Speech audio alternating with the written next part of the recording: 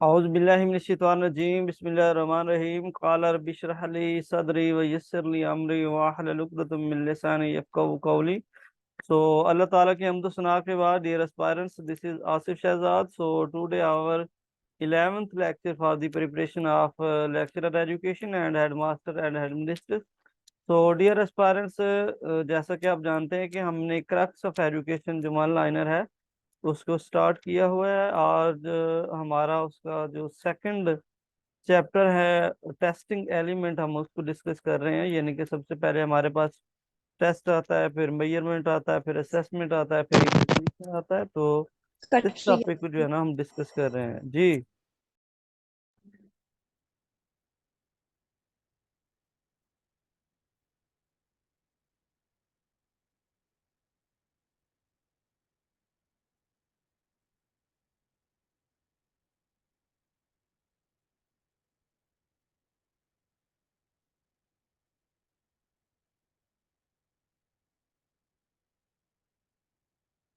आवाज में कोई इशू है क्या?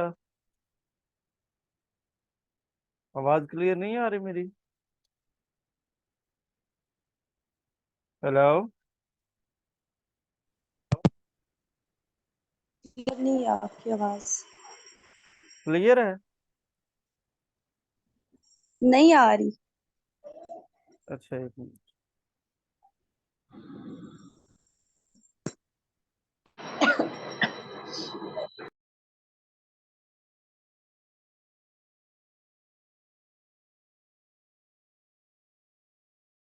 जी, अब बताएं, अब आवाज क्लियर है?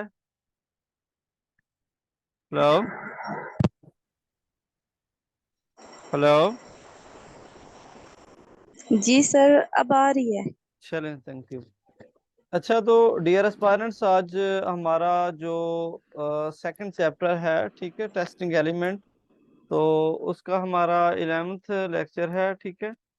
तो इससे पहले हम 104 जो एमसीक्यूज है उनको कर चुके हैं। आज इंशाल्लाह हम 105 जो है एमसीक्यूज वहां से स्टार्ट करते हैं, ठीक है।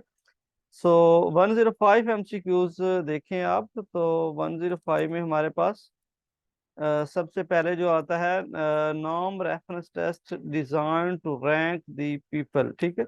यानी हम नॉर्म रेफरेंस टेस्ट जो है ना वो किसके लिए डिजाइन करते हैं, ताकि हम स्टूडेंट की अचीवमेंट जो है, स्टूडेंट के जो लर्निंग ऑब्जेक्टिव हैं हम उनको रैंक कर सके, उनकी मेजरमेंट कर सके, उसको असेस कर सकें, ठीक है।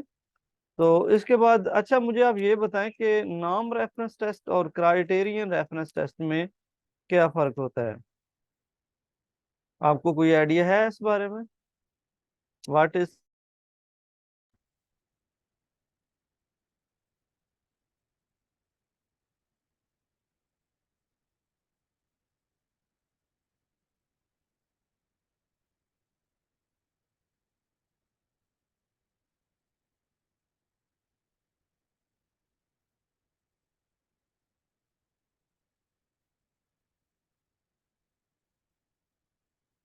सॉरी फॉर दैट, ये कोई नेट का प्रॉब्लम है जिसकी वजह से बार बार जो है वो सिग्नल ड्रॉप हो जाते हैं। तो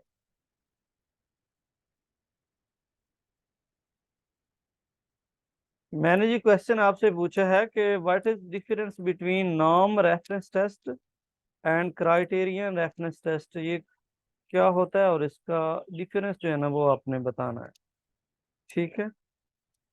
चलें जी, अगर आपको समझ नहीं आ रही है तो मैं आपको बता देता हूँ। नॉर्म रेफरेंस टेस्ट जो है उसमें हम एक स्टूडेंट का, एक इंडिविजुअल का दूसरे इंडिविजुअल के साथ कंपैरिजन करते हैं, ठीक है। और हमारे पास जो क्राइटेरियन रेफरेंस टेस्ट है उसमें हम एक ग्रुप का दूसरे ग्रुप के साथ क्या करते हैं, कंपेयर करते हैं, ठीक है। ये हमारे पास डिफरेंस है, ठीक है। उसके बाद ये हमारे पास 107 एमसीक्यू जो है ना उसको देखते हैं। Construct validity is establish through logical analysis. हमारे पास जो कंस्ट्रक्ट वैलिडिटी है, ठीक है, उसको हम कंस्ट्रक्ट वैलिडिटी को हम इस्टेब्लिश जब करते हैं तो किसके मदद से या कैसे इस्टेब्लिश करते हैं? हम लॉजिकल एनालिसिस की मदद से हम उसको कंस्ट्रक्ट करते हैं, उसको इस्टेब्लिश करते हैं। क्योंकि कंस्ट्रक्ट जो वैलिडिटी है उसमें हम जो टेस्ट कंडक्ट कर रहे हैं, जो एमसीक्यूज हम कंस्ट्रक्ट कर रहे हैं, ठीक है, उसकी जो वैलिडिटी है उसको देखा जाता है। ठीक है, तो वैलिडिटी के हवाले से मैंने आपको पहले भी बताया था, ठीक है, कि वो टेस्ट जिस पर्पज के लिए बनाया गया है, जिस मकसद के लिए बनाया गया है, अगर वो उस मकसद को फुलफिल कर रहा है, ठीक है, अगर वो उसके ऊपर पूरा उतर रहा है, तो वो टेस्ट हमारा क्या होता है, वैलिड होता है।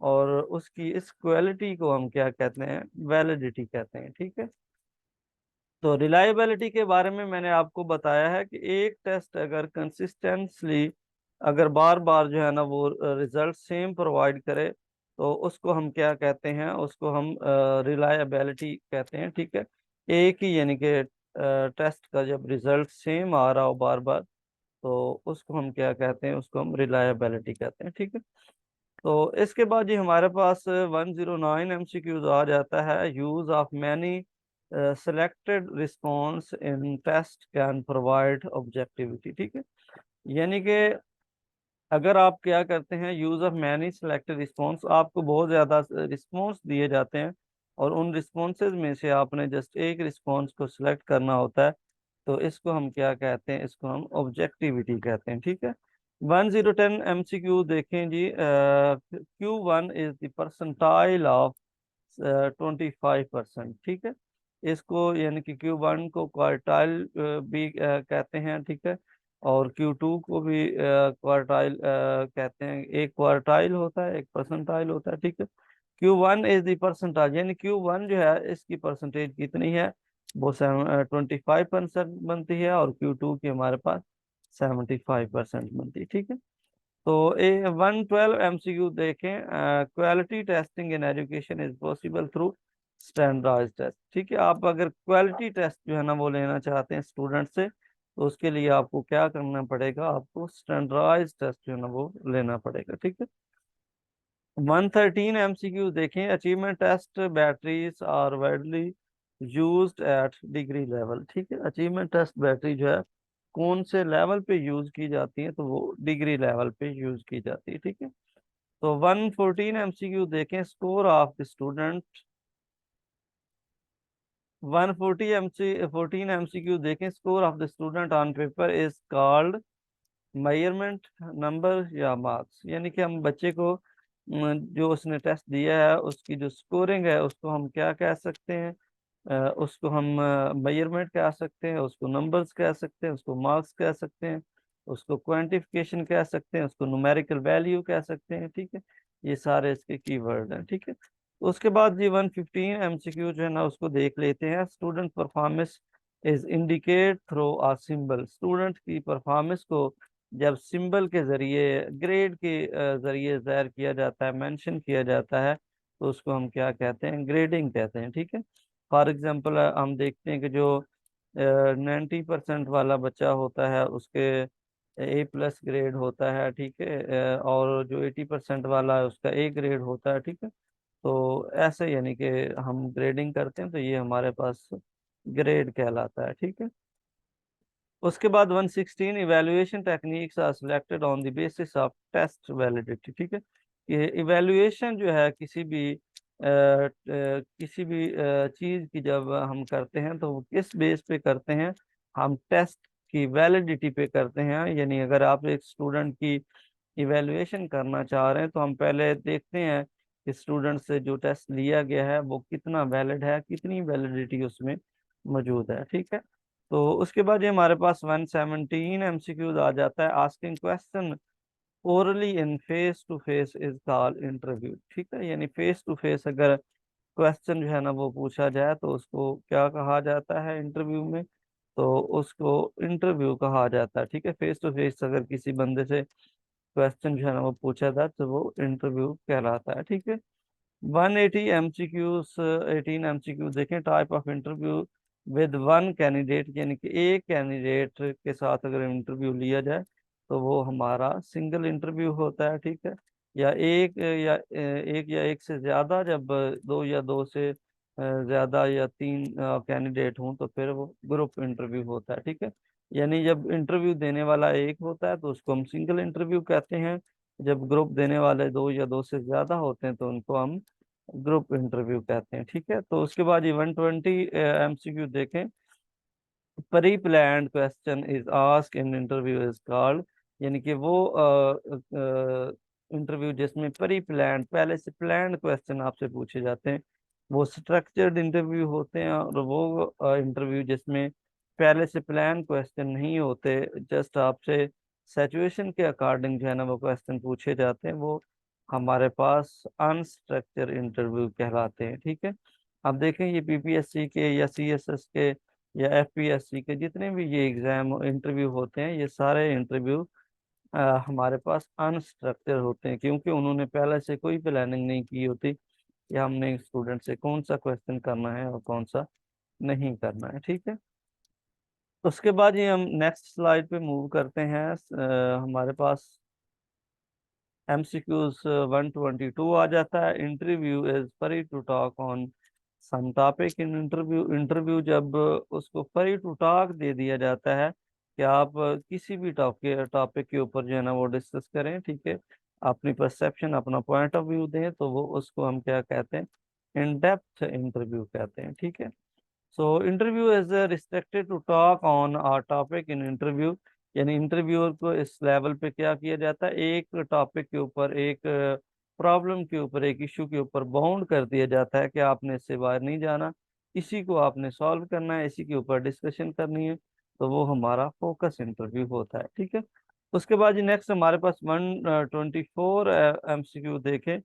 Researcher observe respondent in natural setting is called observation. Natural setting में जब रिसर्चर चीज़ों को ऑब्जर्व करता है तो उसको ऑब्जर्वेशन कहा जाता है। ठीक है, और ऑब्जर्वेशन के जरिए हमें फर्स्ट हैंड इंफॉर्मेशन हासिल होती है। ठीक है, चैलेंज 125 MCQ देखें। Researcher is directly involved in situation in participant observation. ठीक है, यानी कि रिसर्चर जो होता है जब डायरेक्टली इन्वॉल्व होता है किसी भी सिचुएशन में, किसी भी इशू में, किसी भी प्रॉब्लम में, उसको हम पार्टिसिपेंट ऑब्जर्वेशन कहते हैं। ठीक है, उसके बाद जी 156 देखें जी। Researcher is not directly involve in situation. जब रिसर्चर डायरेक्टली इन्वॉल्व्ड नहीं होता तो उसको हम नॉन पार्टिसिपेंट ऑब्जर्वेशन कहते हैं। ठीक है, इसके बाद ये हमारे पास 127 है MCQs। Researcher himself directly observe the situation is direct observation। Researcher जब डायरेक्टली सिचुएशन को, प्रॉब्लम को, इश्यू को ऑब्जर्व कर रहा होता है तो उसको हम क्या कहते हैं, डायरेक्ट ऑब्जर्वेशन कहते हैं। 128 MCQ देखें जी। Observation by other means like recording book is done is called indirect observation। Researcher जब इनडायरेक्टली चीज़ों को ऑब्जर्व कर रहा होता है, यानी कि वो किसी बुक से, किसी सोशल मीडिया प्लेटफॉर्म से, या फिर किसी रिकॉर्डिंग वगैरह से जब वो ऑब्जर्व करता है तो उसको इनडायरेक्ट ऑब्जर्वेशन कहा जाता है। ठीक है, 129 जी। Observation is done in unnatural setting is called control observation. Unnatural setting में जो यानी कि ऑब्जर्वेशन की जाती है उसको हम कंट्रोल ऑब्जर्वेशन कहते हैं। ठीक है, इसके बाद ये 130 MCQs हमारे पास है। Social relationship acceptance and rejection is measure in sociogram method, यानी सोशियोग्राम मेथड के जरिए हम किसी भी चीज़ की सोशल जो एक्सेप्टेंस है, सोशल सोसाइटी के अंदर उसका जो रिलेशनशिप है, और सोसाइटी ने या फिर उसको रिजेक्ट किया है, तो ये सारी चीज़ें हम सोशियोग्राम जो मेथड है उसके जरिए हम इसको मेजर कर सकते हैं। ठीक है, उसके बाद ये हमारे पास 131 MCQs है। Graphical representation of relationship with other is called sociogram, यानी ग्राफ के जरिए से अगर हम किसी एक चीज़ का दूसरी चीज़ के साथ रिलेशन जब कायम करते हैं तो उसको सोशियोग्राम कहा जाता है। ठीक है, उसके बाद ये 132 MCQ देखें। Tabular representation of relationship with other is called sociometric. Tabular जो रिप्रेजेंटेशन होती है किसी दूसरे के साथ उसको हम सोशियो मैट्रिक्स कहते हैं। ठीक है, 133 MCQ देखें जी। List of behaviour given children to relate with classmate is called guess who techniques. ठीक है, यानी कि हम क्या करते हैं कि इसमें जो स्टूडेंट का जो बिहेवियर है वो दूसरे क्लासमेट के साथ हम रिलेट करते हैं, उसके साथ कंपेयर करते हैं। ठीक है, तो इस टेक्निक्स को हम क्या कहते हैं, गैस हू टेक्निक्स हम कहते हैं। ठीक है, उसके बाद ही हमारे पास 134 एमसीक्यूज आ जाता है। Scale measure social distance with special class group is called social distance scale. यानी कि वो स्केल जिसकी मदद से हम एक ग्रेड का दूसरे ग्रेड से जो डिस्टेंस है, एक क्लास का जो दूसरे क्लास से डिस्टेंस है, ठीक है, उसको जो मेजर करने के लिए हम स्केल यूज करते हैं, वो स्केल हमारा सोशल डिस्टेंस स्केल कहलाता है। ठीक है, तो ये था जी आज का हमारा लेक्चर। आई होप सो आपको अंडरस्टैंडिंग हो चुकी होगी। अगर फिर भी आपका कोई क्वेश्चन हो, कोई क्वेरी हो, तो वो आप डाउट बॉक्स में मेरे से पूछ सकते हैं। अपना ख्याल रखें आप। अल्लाह हाफिज़, फी अमान अल्लाह।